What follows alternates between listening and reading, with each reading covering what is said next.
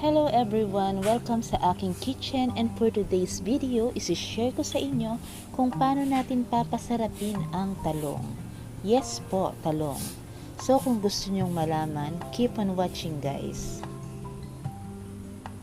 So eto yung mga ingredients na kailangan natin. Kailangan natin ng eggplant, spring onion, minced garlic, chili, coriander, bacon, cornflour, salt, oyster sauce, black pepper, and oil. So, mag-start na tayo.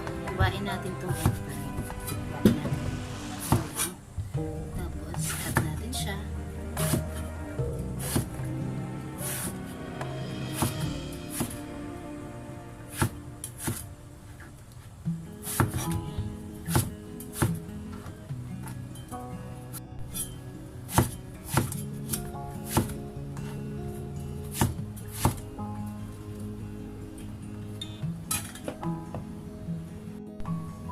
So, lagyan natin ng 1 teaspoon cornflour itong ating eggplant at haluin lang natin. Make sure na maa-absorb ng lahat ng eggplant at makukot sila nitong ating cornflour.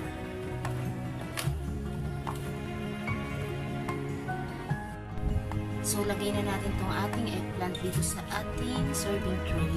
Ito rin yung gagamitin natin na tray sa pag-i-steam.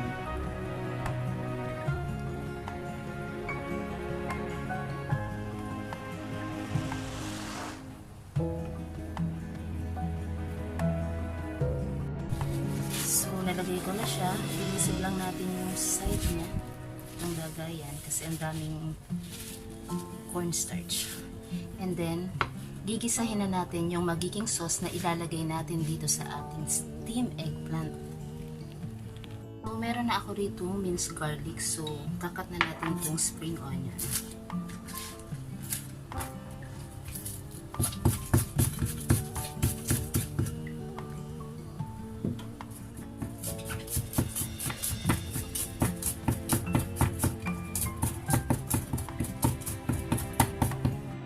Finely chop din natin itong ating coriander.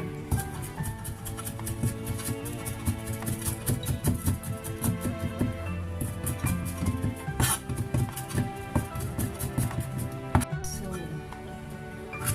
chop din natin itong chili.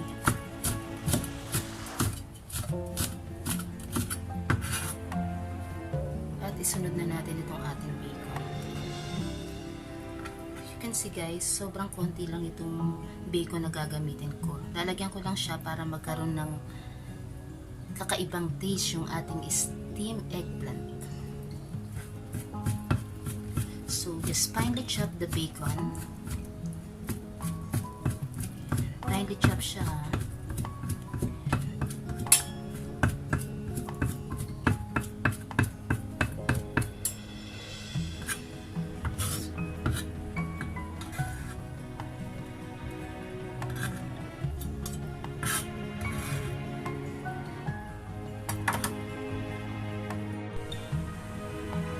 So, mag-start na tayo.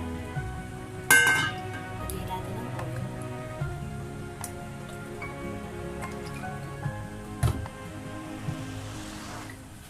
Then, lagay natin itong ating minced garlic.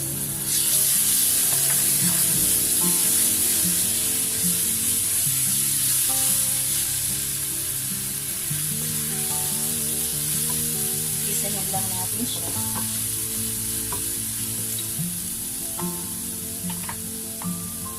Then, pag nakikita niyo, pag brown na siya, tsaka naaamoy niyo na yung bango ng garlic, lagay na natin itong ating bacon.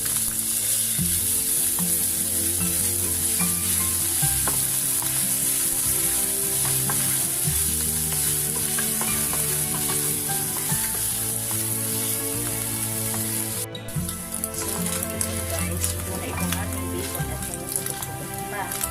Lagay na natin itong ating red chili. Itong red chili, pwede kayong wag maglagay kung ayaw nyo lang spicy. Lagyan lang natin siya.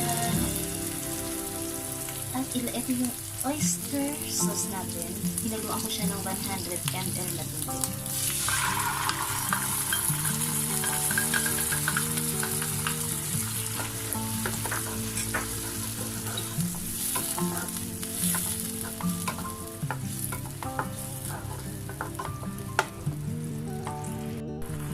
At lagyan natin siya ng 1 teaspoon of sugar,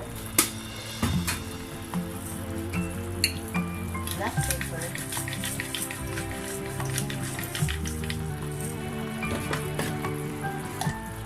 at konting salt lang kasi medyo maalat na itong oyster natin. Ilan natin siya at pag medyo thick na siya, itong latibas.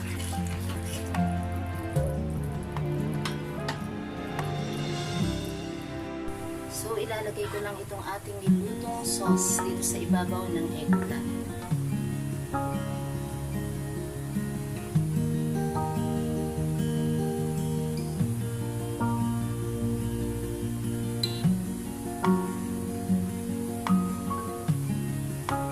So, ito na yung ating eggplant. Make sure na lahat ng ibabaw niya ay lalagyan natin ng sauce, na ikalat natin yung ating sauce ng maayos dito sa ating eggplant.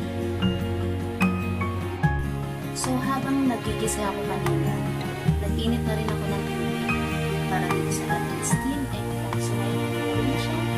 Lalagay ko na po ang ating eggplant. Papakin natin siya. At i-steam natin for 10 minutes. So, pinatay ko na yung apoy kasi 10 minutes na siya. Oh, don't mind my kawali, guys. It's all the little good. So, ngayon, magpapainit tayo ng oil. Tapos, itong oil na to, ilalagay natin to sa ibabaw nitong ating steam eggplant. So, ilagay na natin itong coriander and onion dito sa ibabaw ng ating eggplant.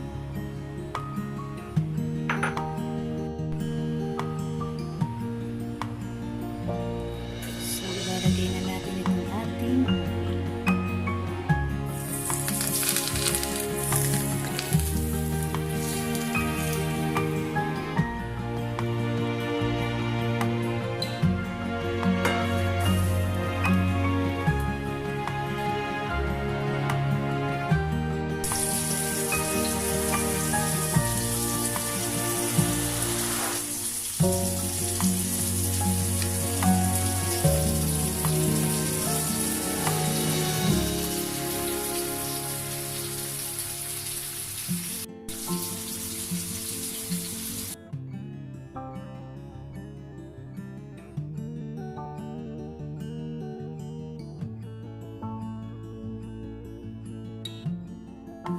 ready to serve na itong ating steam eggplant.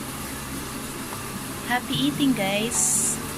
Kung nagustuhan nyo itong shinare kong recipe, ano pang hinihintay nyo? Pa-subscribe na ako, please! And thank you!